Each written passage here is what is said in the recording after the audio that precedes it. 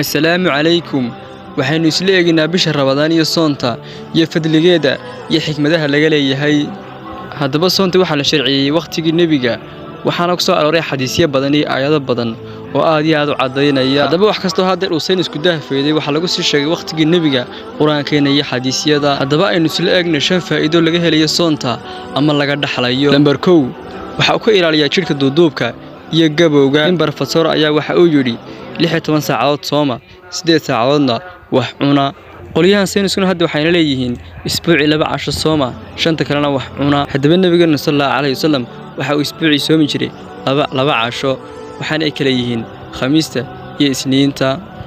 number 2 dhisnaan xagga aqliga iyo xagga jirkaaba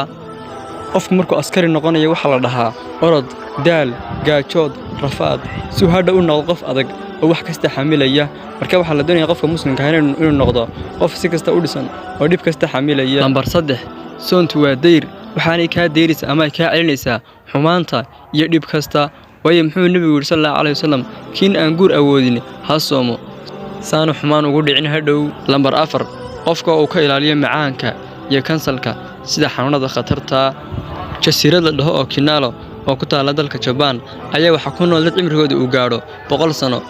haddaba wax ay soomaan waqti badan yarna waxbay cunaan markii wax cunaana waxay cunaan cunto nafaqo leh oo waxtar leh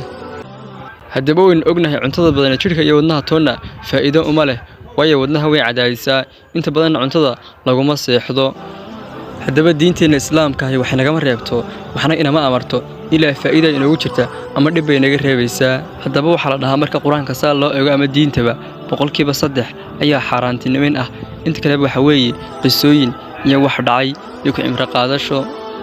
haddaba bisha Ramadaan xigmada laga leeyahay waxa weeye inay dareemaan faqiirinta iyo taajiriintu way taajirka markuu gaajoodo waxa uu dareemayaa faqiirka walaalkiya gaajada ku sugnaa isla markaas suuqada bixinaya oo wanaag hore ka sameynaya haddaba walaal bisha Ramadaan qof si uga faa'iideysta qof si baan wax u akhriya adigu kuma taga noogu reebsado wax u akhrido adigu xoga faa'iideysato